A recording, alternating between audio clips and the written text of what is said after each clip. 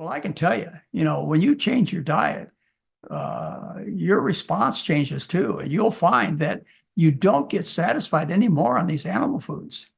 You get your satisfaction from where satisfaction ought to come from, which is starch, which is what I'm going to talk to you about now. I'm talking about what nutrient satisfies the hunger drive, what you should be looking for to answer that wonderful drive of hunger.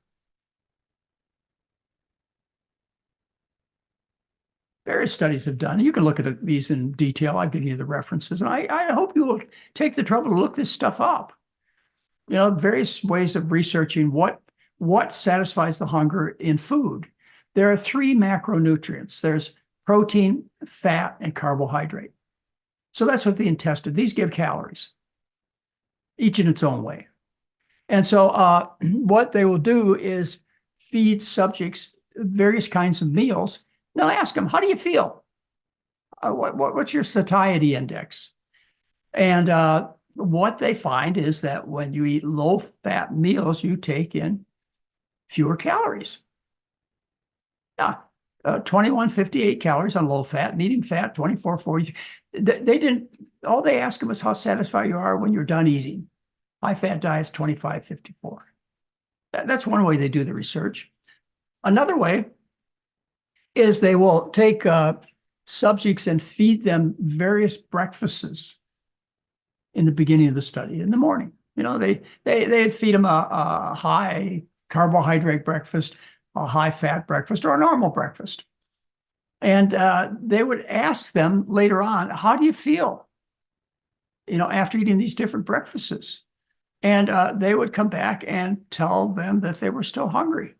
And as a result, they took in more food or more calories on a high-fat diet to satisfy their hunger drive. Or in this particular kind of research, what they do is they feed meals, again, it's breakfasts, and they feed different designed breakfasts, different components, fat, protein, and carbohydrate. And when they fed a normal breakfast and they offered them sandwiches to eat to complete the satisfaction of the hunger drive, they count the number of sandwiches that they ate. What they found, they call them snacks. What they found is when you eat a normal meal for breakfast, that you took in a few snacks. Yeah, you did. And when you ate a high-fat meal, you took in more snacks. Yeah, more of these sandwiches. And then a high-carb meal, you took in fewer sandwiches. They just counted the sandwiches. Pretty objective, huh? Or I like this one. I probably like this one the best. This was done by a listener. Dr. Listener took some people and housed them in a metabolic ward where they had complete control over their food, everything they ate. And what they did is they fixed meals where they could disguise the amount of fat in a meal. So they made things like soups and stews and muffins and breads and sandwiches and desserts where the person couldn't tell how much fat was in the meal. And then what they did is they would add certain amounts of fat at different times. And they would see how much people consumed, how many calories. And they were completely unaware of whether it was a high-fat or low-fat bread or muffin or soup. They didn't have any idea. They just told them to eat until you're satisfied, your hunger drive. And by making this kind of recommendation, look what they found. When you ate a meal plan that was 40 to 50% fat, you took in 2,700 calories because fat is so high in calories. When you took in 30 to 35% fat in your breads and muffins, you only took in 2,400 calories, 300 less spontaneously, not even aware of it. You just took in fewer calories just by varying the fat content. And then they brought it down to 15 to 20% fat, and you see they reduced their intake of calories by 600 calories without even being aware of it. In other words, it didn't suffer a bit. When you increase the fat, you decrease the carbohydrate. And we're going to talk about the varying properties of satisfaction of fat, protein, and carbohydrate in our next section. One of your big clues might be your tongue. This is where you first contact food. You learned in high school, maybe junior high, the biology of the tongue, and you learned about 4 tastes. They're the taste for salt, the taste for sweetness, simple sugars, which are on the tip of the tongue, which tells me that you are a seeker of salt and sugar. You desire these things. It feels good when you eat salt and sugar. You love these salt flavors. And then there were 2 taste buds on the back of the tongue that prevented you from poisoning yourself. They're bitter and sour. When you took in a plant food that was, say, medicinal or poisonous, these taste buds became active and you spit it out. Those are the 4 classic taste buds. And since that time, they discovered 3 others. One is a taste bud for fat, but this one works the other way. If you can taste fat, you don't eat it. Okay. Those that don't have a lot of fat tasting taste buds, they eat it, the fat. They don't notice it. So that was one of the taste buds that was discovered. The other was for umami, which is actually a taste for MSG. Some people will tell you it's a taste for meat. It's not. It's for monosodium glutamate. And then the last taste bud was discovered at Oregon State University. The researchers there published in Chemosenses 8 years ago. What they did is they took subjects and they blocked the sweet tasting taste buds, the ones that tasted sugar. And then they fed them various foods. And what they discovered was a starch tasting taste bud, an independent taste bud that was just as powerful as the sweet tasting taste bud, which tasted bread and rice and potatoes and so on. We are starch eaters in part because we have a tongue designed with taste buds for us to go out and eat starch.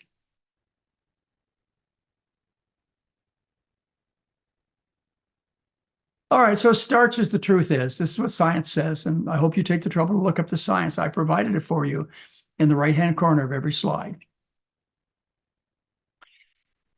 The truth is carbohydrate is satisfying to the hunger drive. Carbohydrate is your body's preferred fuel. It's glycolysis. All right. The myth out there is starches make me fat. I must avoid potatoes, rice, and bread. Don't eat rice. Turns to sugar. Makes you fat. And that's why there are so many fat Asians. Wait a minute here. Yeah, it's complete nonsense, isn't it? A little demo I've enjoyed giving for the last 40 years to various audiences. And let me share it with you. It involves beakers that are the size of your stomach. And what we're going to do is put 500 calories of food in each one of the stomachs and see what happens. The first thing that happens when you fill up the stomach is you cause a bulk effect, a filling effect. But if that's all there is, just filling, like, for example, you take fiber pills, that sensation of fullness is very fleeting. So let's take a look at how much various foods, 500 calories of various foods fills the stomach. If we start on the left, we start with oils, like corn oil, safflower oil, flaxseed oil, butters, margarines, salad dressings. They're 9 calories per gram. They just fill up just kind of a puddle in the body and the stomach. It's just a little area of right there at the bottom. Hardly anything. Go on to cheese. Cheese is 4 calories per gram. You fill about a third of the stomach. Meat, 4 calories per gram, about a third of the stomach. You're still not satisfied. You're still hungry. How about rice? Almost fills the stomach. 1 calorie per gram. Corn, 1 calorie per gram. Potatoes, 6/10. I couldn't even get all the potatoes in that beaker. 6/10 of a calorie per gram. That has to do with calorie density. If we eat calorie-dense foods, we take in a lot more calories until we're full. If we take in calorie-dilute foods, they're very filling. We take in fewer calories. But as I said, if it's just filling, it doesn't last long. You must have some more central effect. Those hormones, those lectins and garlands that I talked to you about in the previous slides, these blood sugar and insulin levels, these all have to change to really give you central satisfaction. And what satisfies the hunger drive is carbohydrate. I just shared this with you. And let's take a look at the carbohydrate content of these various beakers. No carbohydrate in oil, butter, margarine, virtually none in cheese, 2% of the calories in cheese. Meat, chicken, fish, lobster, 0 carbohydrate. Whereas rice, corn, and potatoes are loaded with carbohydrate. The percent of carbohydrate is like almost 90%. It's carbohydrate of these various foods. Carbohydrate that satisfies the hunger drive. Now, I would be remiss if I didn't go on to one other aspect of the food, which is really important for you. And that has to do with the fat. The fat you eat is the fat you wear. So the percent of calories that are fat are just the opposite of the percent of calories that are carbohydrate. Butter's 100% fat, cheese 70, meat 60, rice 5%, corn 8%, potatoes 1% fat. The fat you eat is the fat you wear. When you take in high carbohydrate food choices, you take in less fat, and just the opposite is like a teeter-totter.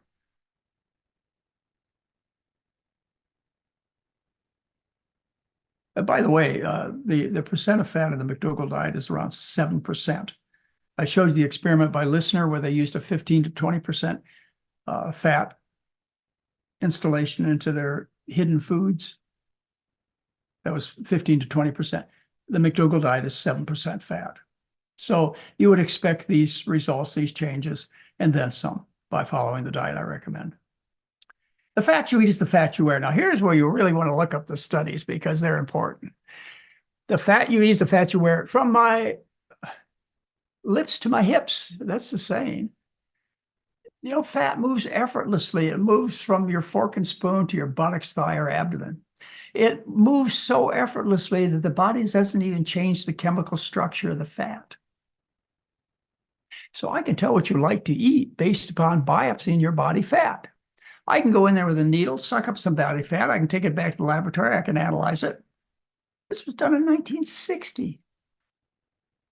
We're looking at, 64 years ago.